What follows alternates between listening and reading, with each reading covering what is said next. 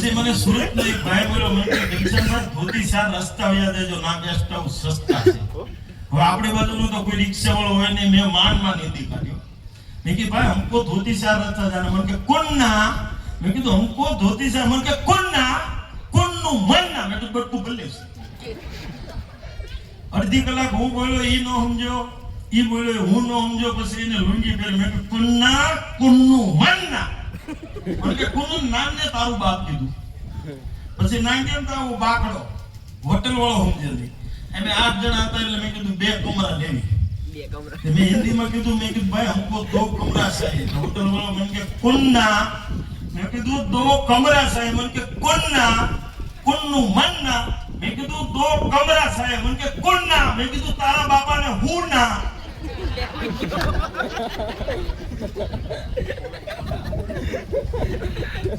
ત્યારે સમજો એની કરતા આ દર્શન કરતા કાઢી.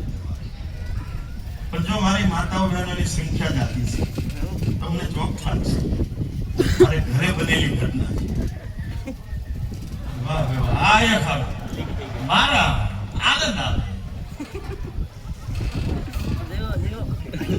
એટલે મારું ગોયરું મને કહેતું કે બોર્ડર ઉપર લડવા યાદ દેજો, પણ યોગામાં નો જાતો. મેં કીધું હું યોગામાં જાઉં તને વાંધો શું છે કે મારે કપડા ધોવાના. સુરત કાશીબા ફાર્મ છે કતારગામ.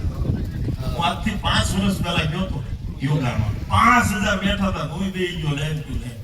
અને યોગા કરાવે આવું તેજ. 5000 ને એક ઘરે એમ કીધું શ્વાસ લો, તો મેં 5000 એક ઘરે આમ કીધું.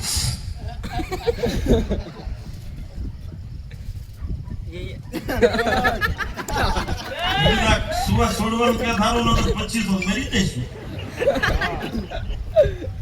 પછી ભાઈ કે શ્વાસ છોડો, પણ મારી પાછળ બેઠો તો એને શરદી ઉધરા બે. એને આમ શ્વાસ છોડો,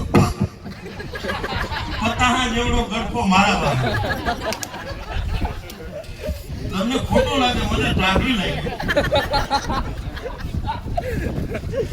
પણ મેં કીધું કારના હોલ ખાય ને એનું લાગે, પછી રીગેડો આવ્યો ને તારે ખબર પડી. મેં કીધું ભલામણા આમ હોય તે મારો વાહો કાબરો. મને કે ઘનશ્યામભાઈ 2 મહિનેથી ઉધરા શરદી મળતું નથી. મેં કીધું કા આગળ બેહે કા સાયમાં બેહે. પછી ગરફા હતો હું મારા ઘરે. તમારું ગયરું મને કે યોગામાં ગયા હતા, ગરફા લેવા ગયા હતા. પણ યોગા ફાવે તો ખરા. સુરત 100 જણ ગયો તો 8-10 મહિનો આમ કરતા. મારે એમ કે નાના વાંદિત્ર નીકળે ને તો આ લઈને રાતોરાત નીકળવું નહીં. હાવ નથી ગયું તોય નો ખબર પડી હું વગાડે. હાવ નથી ગયું તો મેં ઓલી કલાકાર તરીકે પૂછ્યું. મેં કીધું ના, મને કે રામજી દેવજી એ કીધું. મેં કીધું બેન રામજી દેવજી ને રામદેવજી. મને કે આ ભાઈ જો ઈ હું યોગા કરાવે એનું નામ નતો આવડતું, મંડાઈ ગયા હતા. મેં કીધું નખ ગવન થાય હું. મને કે ભાઈ નખ ગવીને તો માથામાં વાળ કરે નહીં, નવા વાળ આવે. મેં કીધું મારે કાલ છે. પણ એક બેન તો ઓટલે બેઠેલા, એ તો આમ જ.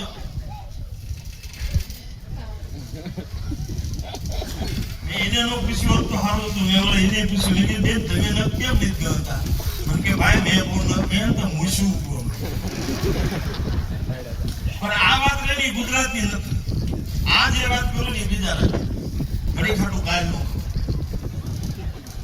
એક ભાઈ 2 વ્હીલ લઈને જતો,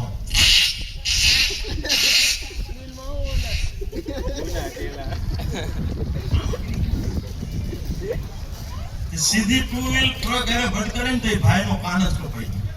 કાન કપાણો તો 10 જણા ભેગા થઈ ગયા. એ કે ભાઈનો કાન કપાઈ ગયો, કાન કપાઈ ગયો. તા એક ભાઈ હોય કે સામે જ હોસ્પિટલ છે, લઈ ગયો. કે ડોક્ટર એવા એ કે ગભરાવાની જરૂર નથી, કાન જેવો કાન મારી પાસે પડ્યો. તે ટાંકા લઈ દીધા, કમ્પ્લીટ ફિટ થઈ ગયો. એ કે 1 મહિના પછી બતાવજો. ઓલાને 1 મહિનો 5 દી થયા. એ કે કેમ છે? એ કે દુખાવો નથી, પણ આ કાન પુરુષનો નથી. ડોક્ટર કે આખી હોસ્પિટલમાં મારી સિવાય ખબર નથી આ બૈરાનો કાન છે.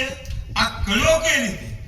5000 ઓછા આપજે, પણ તું કયો કઈ રીતે આ બૈરાનો કાન છે? ત્યારે એ ભાઈ બોલ્યો એ કે આમાં સંભળાય છે, સમજાતું નથી.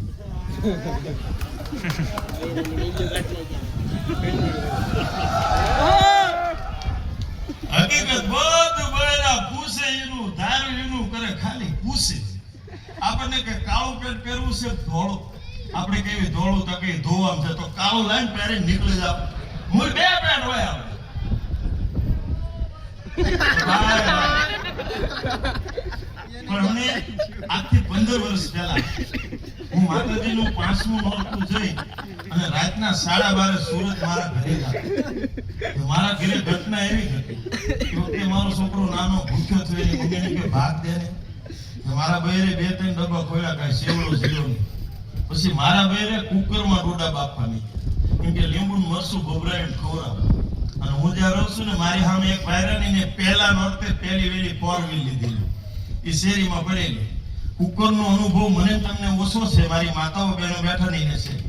કુકરમાં સહેજ વસ્તુ બફાય ને એટલે સીટી મારે. રાતના 12:30 પહેલી સીટી આમ મારે.